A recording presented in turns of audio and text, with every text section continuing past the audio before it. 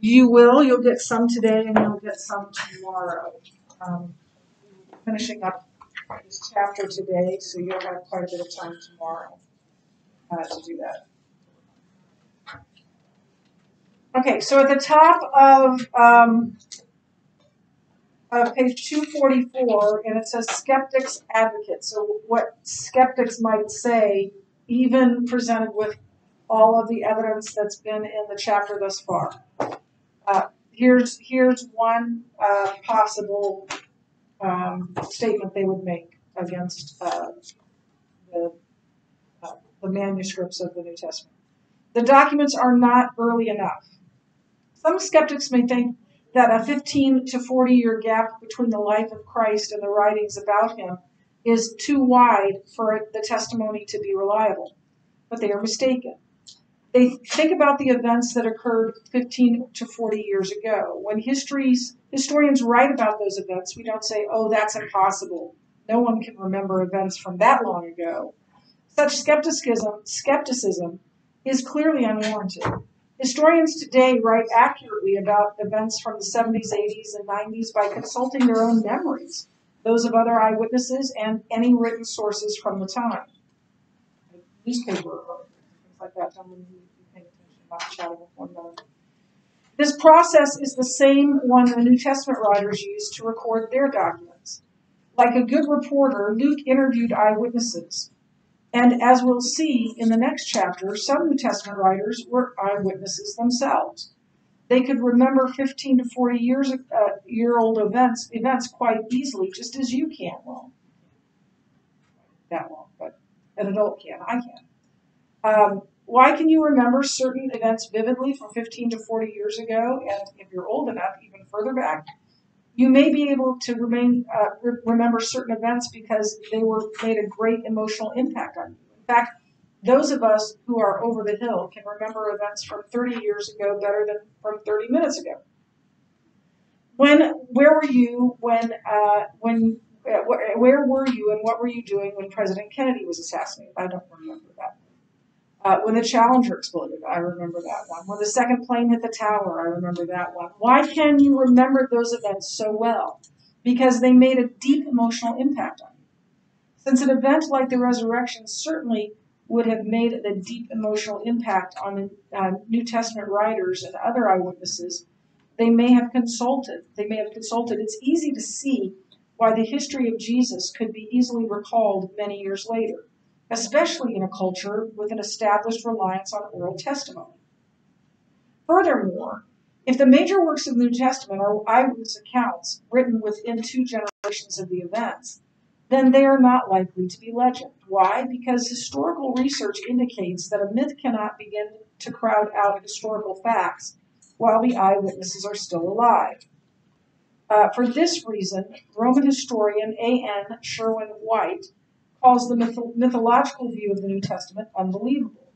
William Lane Craig writes, the tests show that even 2 generations is too short to allow legendary tendencies to wipe out the hard core of historical fact.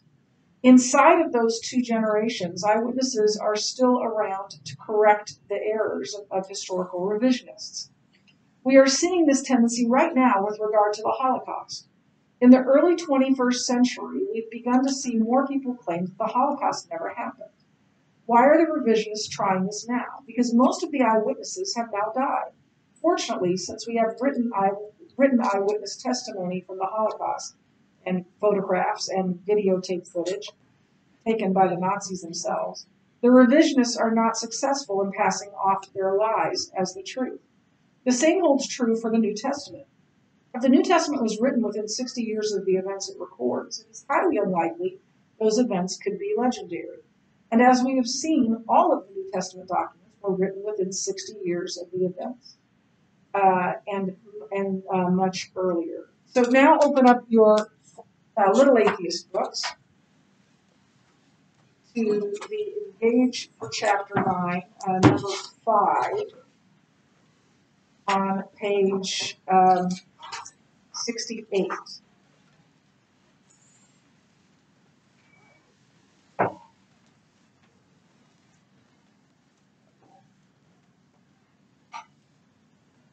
5 says this. What would you say to a skeptic who says, I don't believe the New Testament because the documents are not early enough? How would you answer that?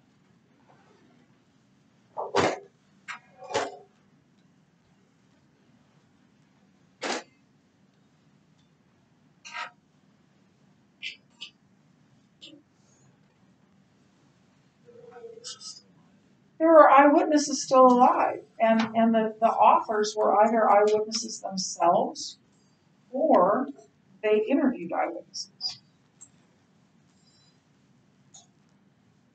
So it was those documents were written very early. If we can't believe the writers of the New Testament, then we can't believe history from any history from before you. Reagan really elected president of the United States in 1980. Did 9/11 really happen? Did the Berlin Wall fall? We can't believe those things either.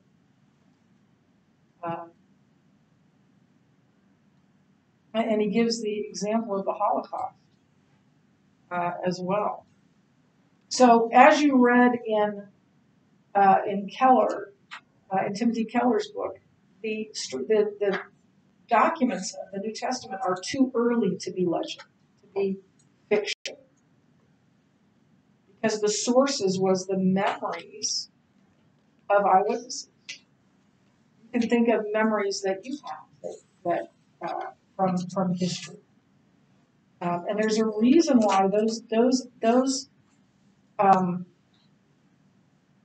memories that so many people can remember, the kind of memories where when someone says, "Where were you when?" Everybody knows. Everybody knows where they were when they first heard of 9/11. Everybody remembers. Everybody of my age remembers the Challenger. The Challenger was a space shuttle mission that was taking, I believe, the first non-astronaut who happened to be a teacher from Apollo, and it exploded. And I remember exactly where I was. I remember the classroom I was in Millerdale. And Ike Payne, our principal, came on the intercom and said, the Challenger has exploded. And for the rest of the day, all any class did the whole day was watch the TV newscast of the Challenger. Am I to not believe that because it's now 30 some years ago that happened? No, I know what I saw. I remember waking up the morning of 9/11 and wanting to get some homeschooling done with my 2 older children. So I was going to turn on Barney for Lane so that I could work with Josh and Katie. And there was one of the towers on fire. And we watched for a while, and then I realized that this might be hard for my young children to be watching. And so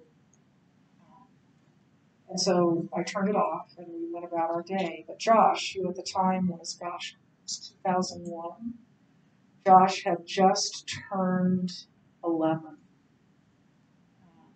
And he said, Mom, I need to see this. And I said, okay, son, I'll let you watch it.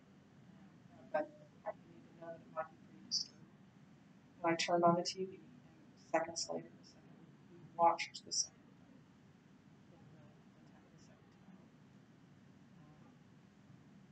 Forget it. It's etched in my memory. As is the beginning of the first Iraq War. Josh was a baby. We were supposed to have our small group that night at our house. And I don't remember why, it was stupid, but I was ticked off my husband for something. And I was ready to light into him. Personally, I'm a lot more mature than I was as a young wife. And he walked through the door, and I don't know what I said to him. It was probably church. And he said, "When you begin listening to the radio,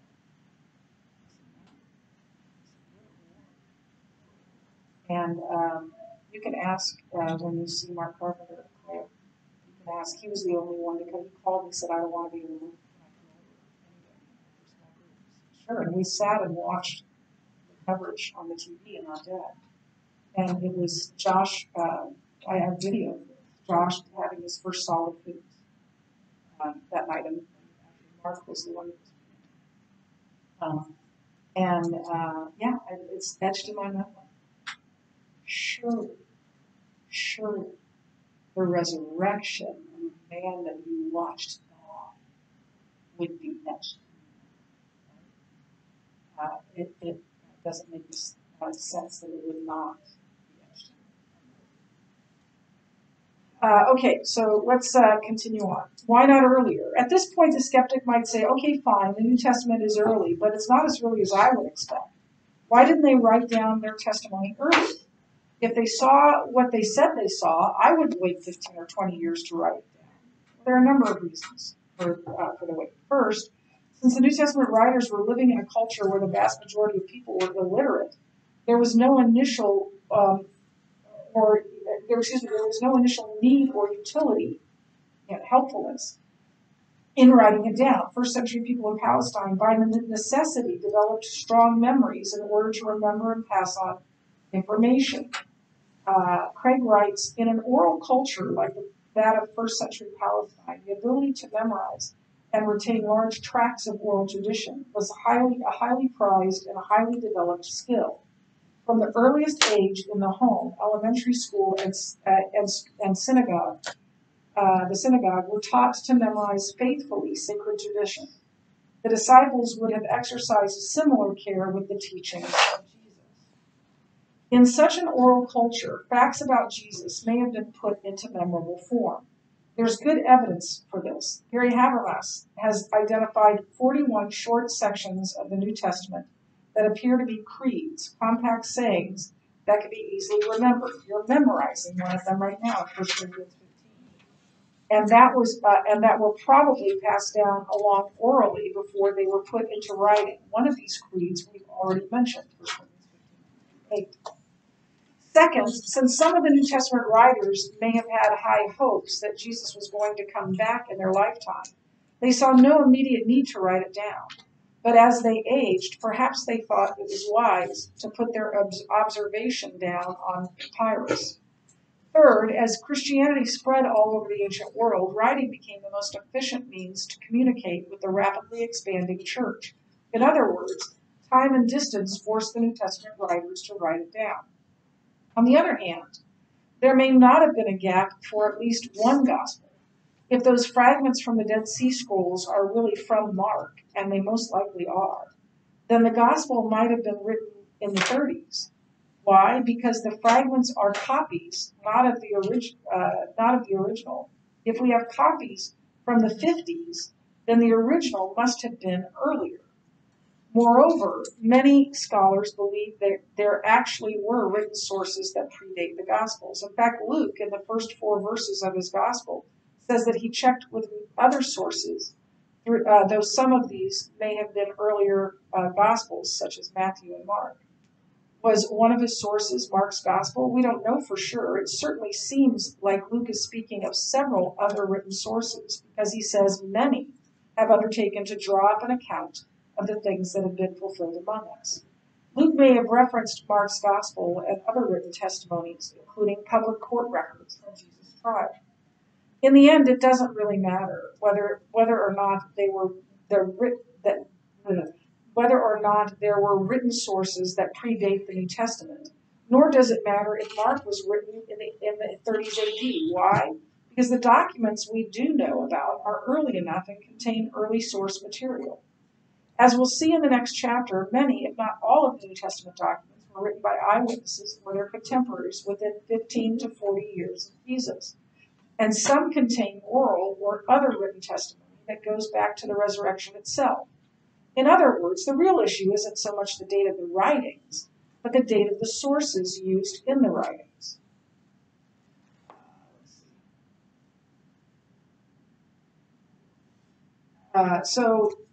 Number 6 in your book. After answering the skeptic's previous question, how would you respond to one who persists by saying that the written testimony of the New Testament was still not as early as expected? Why didn't they write it down sooner, in other words? One reason is they thought Jesus was going to come back, right? So why do we need to write this down? We're going to be seeing him in another year or two, right? Or before we die. What else? It was very oral. It was an oral culture. That's how they passed things down. Why was it an oral culture? Right. Most people were illiterate. What good is it to write books for someone who can't read them? People can't read them. So there wasn't much use for a written account.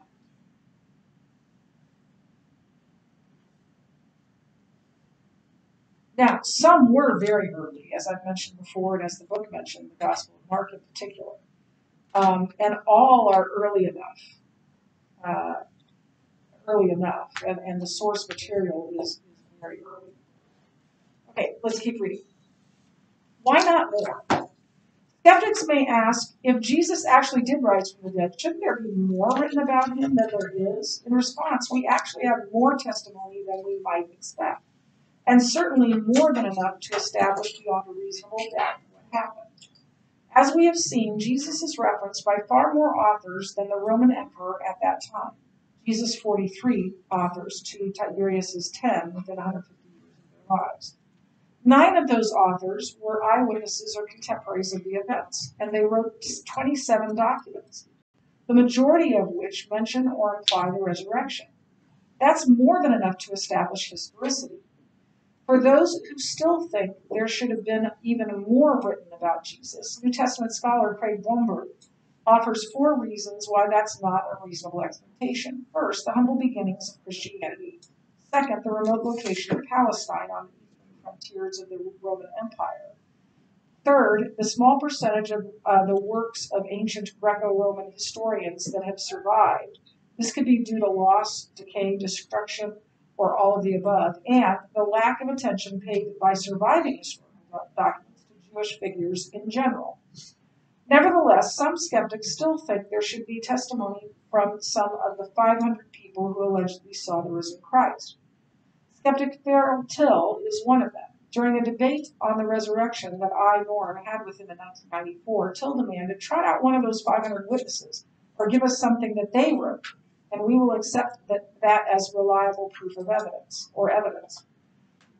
This is an unreasonable expectation for a number of reasons. First, as we have already pointed out, first century Palestine was an oral culture. Most people were illiterate and remembered and passed on information orally. Second, how many of those predominantly illiterate eyewitnesses would have written something even if they could write? Even today, with a much higher literacy rate and all the conveniences of modern writing and research tools, how many people do you know who have written a book or even an article on any subject? How many do you know who have written a book or an article on a contemporary historical event, even a significant one like 9/11?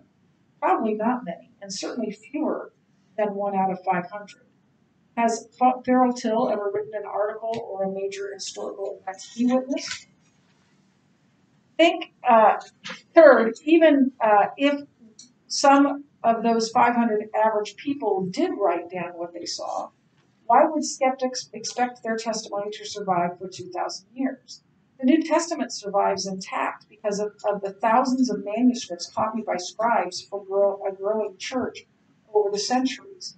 Historical works from the ancient historians, such as Josephus, Tacitus, and Pliny, survive on just a handful of copies, and those copies are hundreds of years from the originals. Why do the skeptics think anything is going to be written, much less survive, from an ancient group of illiterate Galilean peasants? Finally, we do know the names of many of the 500, and their testimony is written down in the New Testament.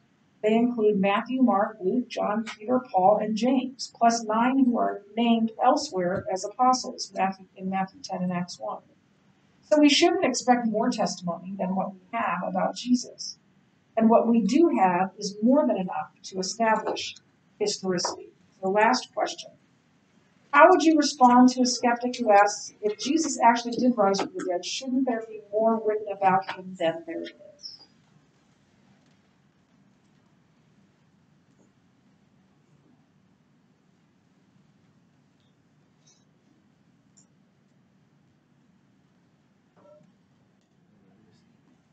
Yeah. Manuscripts. Right, yeah. Maybe there was, but there obviously was more written, but we can't expect it to have survived. The only reason we have the New Testament is because of how careful people were preserving it, because they saw it to be wholly other, to be completely different from all those other writings. It was inspired by God. And we have more than would be expected, partly because of what Lucas has just said, and certainly enough to prove beyond a reasonable doubt that historicity.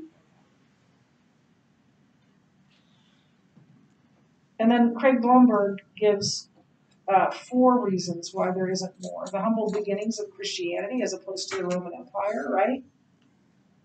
It wasn't a powerful group of people. It was a persecuted group of people. A remote location of Palestine.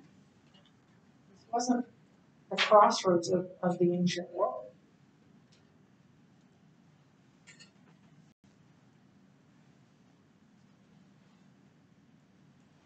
The small percentage of the word is extant, surviving ancient writings in general. Just the fact that we have far more copies of the New Testament than anything else shows you that people didn't preserve those writings. So why would we expect all these other writings to be preserved? And then lack of attention to Jewish history. The Jews, other than Josephus, the Jews were a footnote in history to most historians, not a main group.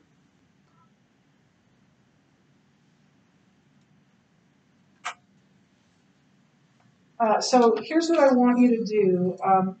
I want you to read the summary and conclusion. I'm going to give you a couple minutes to do that. And then when you're done, I'm going to read through your requirements for the Chapter 9 letter. And then I'm going to give you the rest of the hour to work on that. While you're reading that summary and conclusion, I know I gave this to you before, but in case you can't find it or don't know where it is, go ahead and take another one. Pass those around.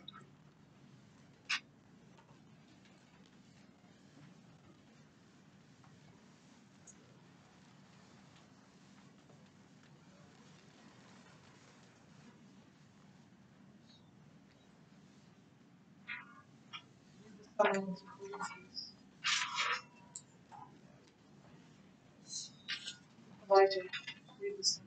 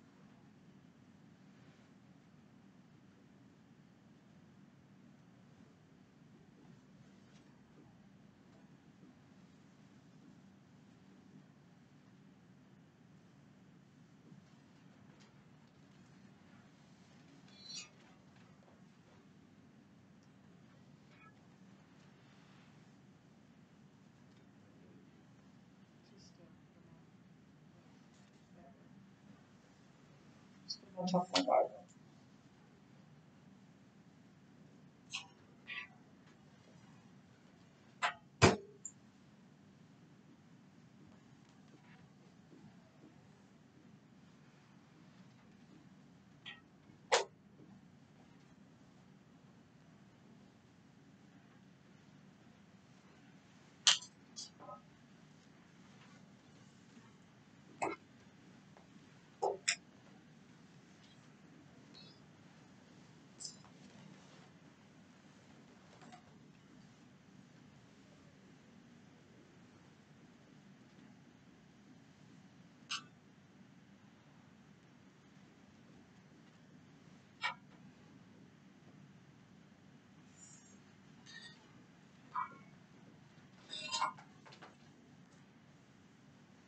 Okay, if you would please follow on with me on these requirements. I know I already handed them out to you. I want to make sure you have one. I've been getting a lot of questions about this, and this should answer all those questions. So if you have any questions that aren't on here, you may feel free to ask them. So you have received a letter from a friend who is in his first year of college. He's taking a religion class. Although he grew up in the church, the class has shaken your friend's faith. The professor insists that the Bible is historically unreliable and fictional. Your friend has been taught in this class that the New Testament is not history, but rather legend. In addition, the professor has told the class that the Bible is full of errors because we only have copies of the original writings. Now your friend doesn't know what to believe. In his letter, he asks you for help. How can I know the Bible is reliable? Is there any proof that the stories, miracles, teachings, etc. are accurate and historical? Using both chapter 9 of I Don't Have Enough Faith to Be an Atheist and chapter 7 of The Reason for God. So if you're just going to use one source, you're going to get a bad grade. Use both sources. Write a letter to your friend. Your letter must include a thorough explanation of at least 2 compelling reasons we can trust the historicity of the Bible. In other words, that the Bible is reliable and true rather than legend. Secondly, include material from both books read. Include both opening and closing paragraphs. So be at least 4 paragraphs in length, including opening and closing paragraphs. Be well organized and clearly communicated. Be typed, double-spaced in a Libri, in an Arial, Calibri, or New Times Roman font with standard 1-inch margin. Have very few errors in spelling and grammar. So those are the requirements. Make sure that you meet all of those requirements. That will go a long way toward having a good grade. And what? Absolutely, yeah. This isn't formal writing. I want it well written, but it's not formal writing. It's a letter to a friend, right? Fictional friend, but a letter to a friend. Okay, and that's it.